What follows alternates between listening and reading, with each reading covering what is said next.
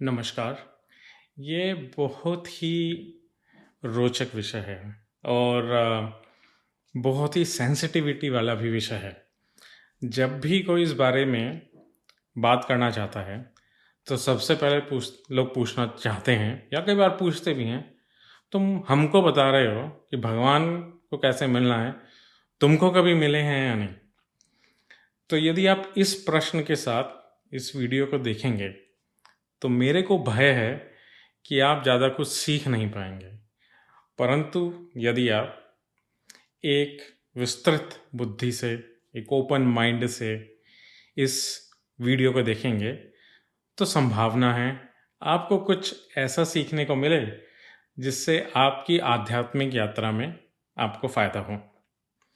जो भी मैं उदाहरण इसमें दूंगा, वो ज़रूरी नहीं है मैं मेरे से संबंधित हों, परंतु वो उदाहरण ऐसे व्यक्ति से ज़रूर संबंधित होंगे जिस पर मैं विश्वास रखता हूँ या जिसके आध्यात्मिक अनुभवों को मैंने अपनी आंखों से देखा होगा।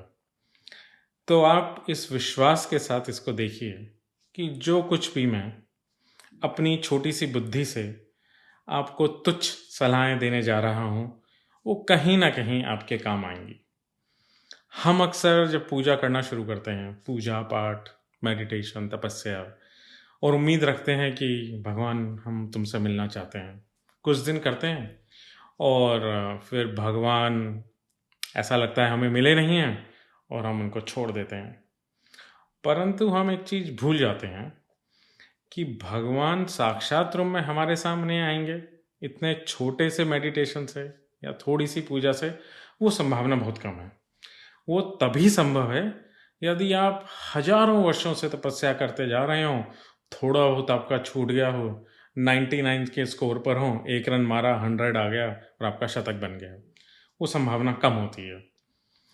परंतु यह मैं निश्चित तौर से आपको कह सकता हूँ कि यदि आप भगवान के दर्शन की सच्ची इच्छा रखते हैं, तो आपको वो दर्शन किसी न किसी रूप में होंगे। अभी प्रश्न यह है कि पता कैसे चले कि भगवान के दर्शन आपको हुए या नहीं। तो भगवान भी चालाक हैं, हम भी चालाक हैं, तो हम भी थोड़े से थंब रूल बनाएंगे और पता लगाने की कोशिश करेंगे कि भगवान के दर्शन हुए या नहीं। तो सबसे कठिन समस्या या कठिन समय का उदाहरण लेते हैं। यदि आप बहुत ही दुखमय समय से गुजर रहे हैं, जीवन की आशा छोड़ चुके हैं, समझ नहीं आ रहा है कि क्या करना है, और आप भगवान से सच्चे दिल से, सच्चा दिल बहुत इंपॉर्टेंट है, और विश्वास से भगवान से प्रार्थना करते हैं कि भगवान, आप जब तक नहीं बताओगे मुझे तो समझ में आएगा नहीं आगे क्या करना है, तो आप आओ, मेरे को समझाओ।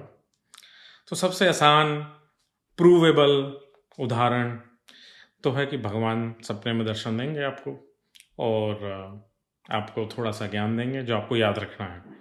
तो एक गांठ ये बांध लीजिए कि जब भी आपको सपना दिखता है, तो आप वो डायरी में लिखना शुरू कर दीजिए। कितना ही ऊट-पटांग का हो, कितना ही समझ से बाहर हो, आप वो लिखिए। जब आप वो सपने लिखने लगेंगे, तब आपको पता चलेगा कि अतीन्द्रिय शक्ति ने आपको कुछ ना कुछ ज्ञान दिया। तो बड़ा ही साधारण सा तरीका है, करना भी आसान है। दूसरा ये हो सकता है कि आपने कोई किताब खोली और उस किताब में जो समाधान आप ढूंढ रहे थे या जो आपकी शंका थी, उसका समाधान आपके सामने लिखा आ गया। तो वो भगवान ने आपके सबकॉन्शियस माइंड में ज्ञान डाला और वो ज्ञान आपको मिल गया। ये भी बहुत आसान तरीका है। अब ये कैसे पता चले कि ऐसे समय में भगवान आपके घर आए? बड़ा हास्यास्पद है और बहुत दुखद भी है कि इतने लोगों के घर भगवान आते हैं उनका साथ देने के लिए, उनको समझाने के लिए, पर पता ही नहीं चलता है। सबसे ज़्यादा शैतानी भगवान तब करते हैं जब वो आपके शत्रु के रूप में आपके घर आते हैं और आपको ज्ञान देकर जाते हैं। पर अक्सर यह भी होता है क्योंकि शत्रु की बात आप नहीं सुनेंगे, तो कई बार भगवान नहीं आते शत्रु का रूप धारण करके। शत्रु मतलब जो रिश्तेदार आपको पसंद नहीं है, जो दोस्त पसंद नहीं है, उसका रूप धारण करके आ जाते हैं। अक्सर वो आपके मित्र के रूप में आ जाते हैं। परंतु ये कैसे पता चले कि ये भगवान है या मित्र हैं? तो उसके लिए 1-2 तरीके हैं। सबसे पहले आप ये करिए कि अपने मन में जो आपका प्रश्न है, मन में वो प्रश्न पूछिए।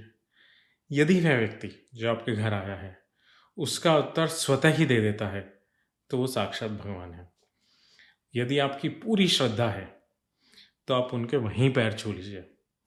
तो आपका जीवन में जितना उद्धार होगा, आप सोच भी नहीं सकते हैं। आपको अटपटा लगेगा, मेरे मित्र हैं, मैं इनके पैर छू रहा हूँ, इनको कैसा लगेगा? परंतु यदि आप उस सांसारिक वाद-विवाद में फँस गए, तो जो भगवान के प्रति श्रद्धा की आवश्यकता है, वो तो फिर हुई ही नहीं। तो आप निसंकोच होकर भगवान समझकर उनके पैर छू लीजिए।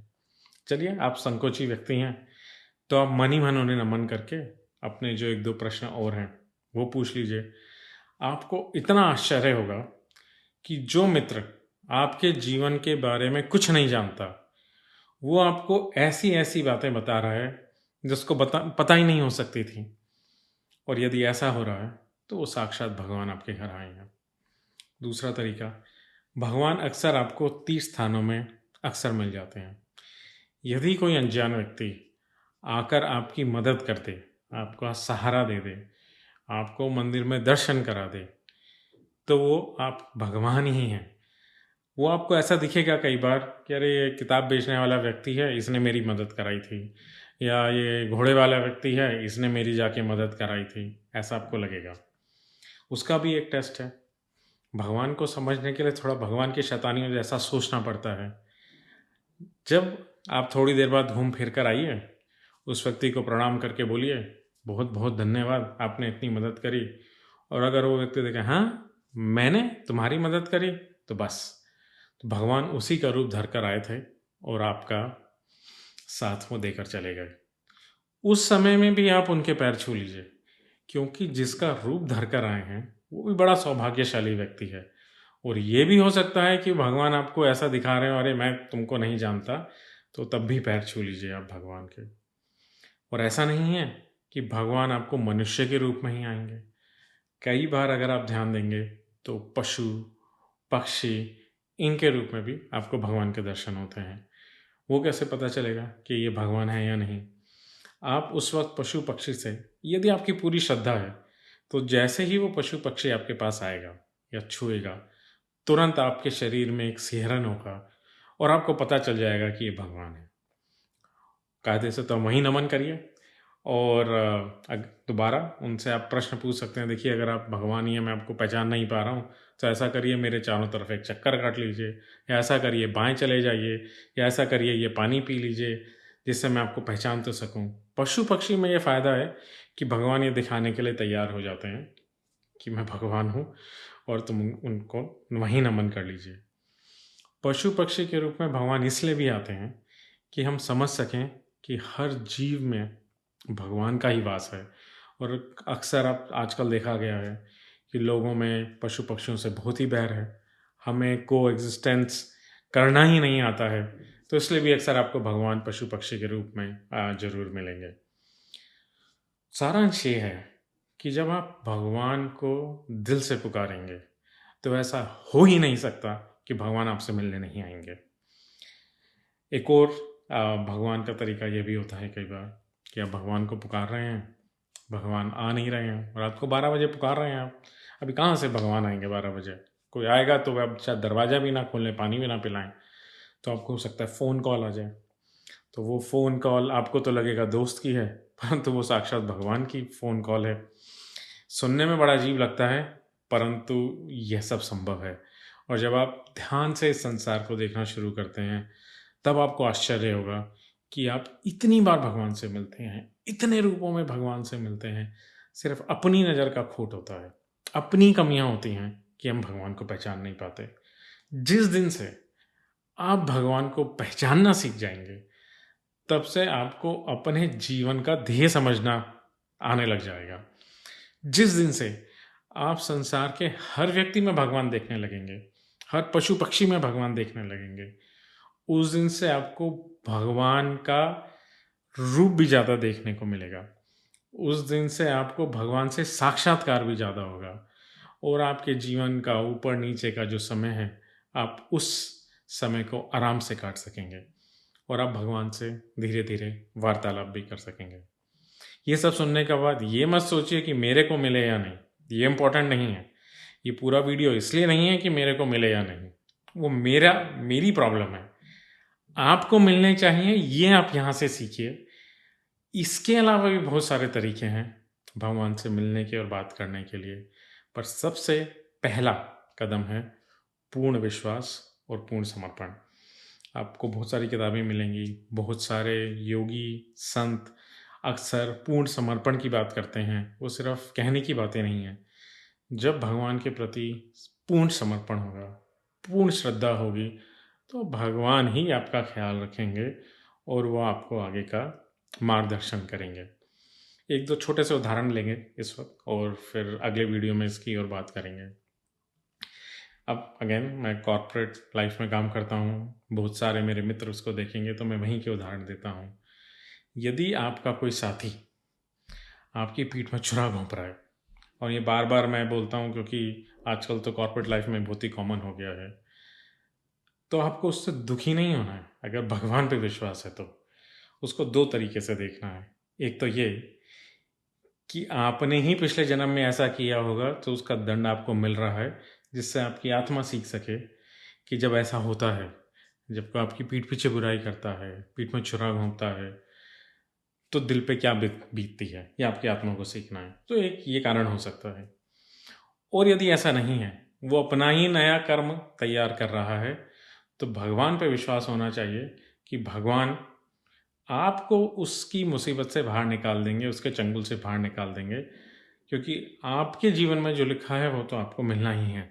समय पूर्वम भाग्यमति रिच्यते किमपि न लभ्यते। समय से पहले और जो आपके इस जन्म के संचित कर्मों में लिखा है, उससे ना ज़्यादा आपको मिलेगा ना कम मिलेगा। कोई आपका कॉलीग ऑफिस का, कोई साथी, कोई रिश्तेदार, कोई आपको वो पाने से नहीं रोक सकता जो आपने जन्म लेते हुए अपने भाग्य में निर्धारित करा था या निर्धारित हुआ था आपके लिए। तो ये तभी होगा जब आपका भगवान पे पूर्ण विश्वास होगा कि मेरे साथ तो बुरा हो ही नहीं सकता। जो ऊपर नीचे होगा, समय का चक्र है, वो इसलिए हो रहा है जिससे मैं जीवन में सीख सकूं और मेरी आत्मा सीख सके और मेरी आत्मा का उद्धार हो सके। इसको दोबारा सुनिएगा, ध्यान से सोचिएगा और पढ़िएगा, मनन करिएगा, जिससे आप को भी बाकी लोगों की तरह, मुझे तो नहीं पर बाकी लोगों की तरह आप लोगों को भी और ज़्यादा से ज़्यादा साक्षात्कार हो सके। इस वीडियो को आप दोबारा से सुनिएगा, इसका मनन करिएगा। मनन बहुत आवश्यक है, क्योंकि जब आप मनन करेंगे तो भगवान भी आपको अपनी तरफ से 4 तरीके बताएंगे जिस तरीके से वो आपसे मिलते हैं। तो ये मत सोचिए कि मेरे को मिले या नहीं, ये जिनके बारे में बोल रहा है उनको मिले या नहीं। ये वीडियो आपको भगवान कैसे मिले उसके लिए है, उस पर ध्यान दीजिए, चिंतन कीजिए, मनन कीजिए, थोड़े से ग्रंथ पढ़िए, किताबें पढ़िए। मैं तो किताबों का प्रेमी हूँ, इसलिए आपसे भी कहूँगा किताबें पढ़िए। मेरी पूर्णता बात मानने से अच्छा है आप स्वयं किताबें पढ़िए। ज्ञान के स्रोत तक जाना, उसके ओरिजिन तक जाना बहुत ज़रूरी है, क्योंकि हो सकता है मैंने कुछ पढ़ा हो और उसका अपना ही इंटरप्रिटेशन किया हो। जब आप पढ़ेंगे तो आप उसका अपनी तरह इंटरप्रिटेशन करेंगे। और हम क्यों अलग अलग इंटरप्रिटेशन करते हैं?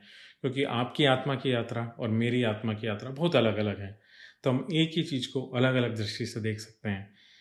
इसलिए सुनिए, यहाँ से प्रेरणा लीजिए, परंतु अपने वेद, अपने ग्रंथ आप स्वयं पढ़िए और उनका इंटरप्रिटेशन, उनके भावों को खुद समझिए, और धीरे धीरे आप पाएंगे कि पूर्ण श्रद्धा, विश्वास और पूर्ण समर्पण से आप अक्सर भगवान के साथ साक्षात्कार कर सकते हैं। धन्यवाद, नमस्कार।